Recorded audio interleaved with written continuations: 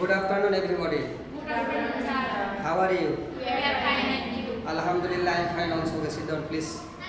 Today we are going to learn. আজকে আমরা শিখব আমাদের ভয়েস অলরেডি ক্লাস শেষ, তাই না? আমরা পরপর কয়েকটা ক্লাস নিয়েছি, নিয়ে ইনশাল্লাহ ভয়েসের ক্লাস শেষ। এখন আমাদের একটা বাকি ছিল, এখানে দেখো আমরা এর আগে ইতিপূর্বে যেটা করলাম যে অ্যাক্টিভকে প্যাসিভ ভয়েস করো, তাই না? এখন এটা আমাদের এট ফার্স্টে যেটা মূল কথা এখানে জানার দরকার, বেশিরভাগ তোমাদের প্রশ্নতে যেটা আসে যে প্যাসিভকে অ্যাক্টিভ করতে বলে অনেক সময়, ঠিক আছে? এটা খুব একটা গুরুত্বপূর্ণ। তো সেই টপিকেই দাঁড়াইছে, আমি দেখো এখানে লেখা আছে অ্যাক্টিভ নাকি প্যাসিভ, এটা আমি কীভাবে চিনবো? এটাকে ফার্স্ট আমাকে ফাইন্ড আউট করতে হবে, তাই না?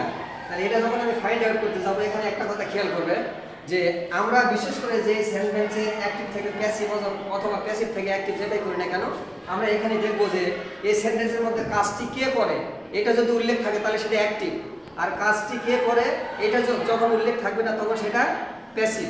এই কথাটা খেয়াল রাখবে। আবারও শোনো, কাজটি কে করে এটা যদি উল্লেখ থাকে তাহলে সেটা কি হবে? অ্যাক্টিভ। আর কাজটি কে করে এটা যখন উল্লেখ থাকবে না তখন এটা প্যাসিভ। মোট কথা, এই সেন্টেন্সের মধ্যে যদি সাবজেক্ট উল্লেখ থাকে তাহলে সেটা অ্যাক্টিভ, আর যখন সাবজেক্ট উল্লেখ থাকবে না তখন সেটা প্যাসিভ, ঠিক আছে? এখন আমরা সাধারণত জানি যে অ্যাক্টিভ ভয়েসকে প্যাসিভ ভয়েস করিবার নিয়ম আমরা জানি যে 5টা নিয়ম আছে, তাই না? কিন্তু প্যাসিভকে আমি অ্যাক্টিভ করবো এই নিয়মটা আমরা জানি না। তো এই নিয়মটা জানার জন্য আমাদের অতিরিক্ত অন্য কোনো কিছুর প্রয়োজন নেই। আমরা যখন প্যাসিভকে অ্যাক্টিভ করব তখন এখানে মূল কথা যেটা, ওই সেন্টেন্সের মুড অনুসারে আমাদের একটা সাবজেক্ট দিতে হবে। ওই সেন্টেন্সে কি বলতেছে সেটা অনুযায়ী আমরা একটা সাবজেক্ট ধরে নিব, নিয়ে জাস্ট ওটা যে টেন্সে থাকবে ওই টেন্সের ঘটনায় লিখবো। ক্লিয়ার?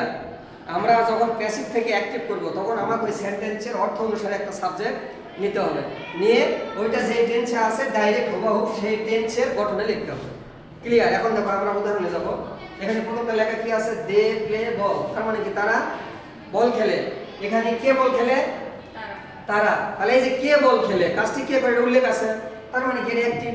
তাহলে অ্যাক্টিভ থেকে প্যাসিভ ভয়েস করিবার সাধারণ নিয়ম তো আমরা জানি, অবজেক্টকে সাবজেক্ট করতে হয়, টেন্স অনুসারে অক্সিলারি ভার্ব বসাতে হয়, প্রিভিওয়ান এর প্রিভি থ্রি করতে হয়, গায়ে বসাতে হয়, সাবজেক্টের অবজেক্ট করতে হয়, সেটা করা আছে এখানে। দেখো এই যে বল, বল অবজেক্ট না, তাহলে অবজেক্টকে সাবজেক্ট দিয়েছি আমরা। বল ইজ, এটা ইজ এর অক্সিলারি ভার্ব, প্রেজেন্ট টেন্সের জন্য অক্সিলারি ভার্ব। তারপরে প্রিভিওয়ান এর প্রিভি থ্রি, এই যে প্লে, প্লে প্রিভি থ্রি কি? প্লেড। তারপরে কি? বাই, এই যে বাই, তারপরে সাবজেক্টের অবজেক্ট, দেন অবজেক্ট কি? দেন, বাই দেন। তার মানে কি? এটা অ্যাক্টিভ ছিল। অ্যাক্টিভ থেকে প্যাসিভ ভয়েস করিবার সাধারণ নিয়ম। এখন পরেরটা দেখো কি লেখা আছে? My pen has been stolen, আমার কলমটি চুরি হয়েছে। এখানে কলমটি কে চুরি করেছে সেটা উল্লেখ আছে এখানে? আছে এখানে? নেই। দেখো my pen has been stolen, আমার কলমটি চুরি হয়েছে, কে চুরি করেছে এটা উল্লেখ নাই। তার মানে কি? এটা অ্যাক্টিভ না প্যাসিভ? কাজটি কি করে এটা যখন উল্লেখ থাকবে না তো সেটা প্যাসিভ না, তাহলে এটা প্যাসিভ। এই ধরনের প্যাসিভকে যখন আমরা অ্যাক্টিভ করব তখন এখানে অধিকাংশ ক্ষেত্রে কাজটি কে করে এটা উল্লেখ থাকবে না। এই সেন্টেন্সের মুড অনুসারে আমাকে একটা সাবজেক্ট ধরে নিতে হবে। তা আমরা সাধারণত জানি যে কাজটি হয়তো কলমটি যে কেউ চুরি করছে, বা চোরও চুরি করে, চোর কলম চুরি করে না, যে কেউ আমাদের মধ্যে যে কেউ হয়তো চুরিও করে না, হুট করে হয়তো ভুলে কলমটি রাখছে, এই ধরনের হতে পারে, তাই না? তো যে কেউ কলমটি নিয়েছে, তাহলে আমরা এখানে সাবজেক্ট হিসাবে কি ধরে নিতে পারি? সামওয়ান, সামওয়ান বা সামবডি।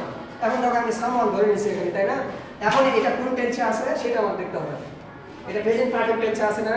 তাহলে প্রেজেন্ট পারফেক্ট টেন্সের গঠন কি? প্রথমে সাবজেক্ট, এই যে সাবজেক্ট বসাইছি, তারপরে হ্যাভ ভার্ব, এই যে হ্যাভ ভার্ব বসাইছি, তারপরে কি? প্রিভিওয়ান এর প্রিভি থ্রি, তারপরে কি? এখানে অবজেক্ট।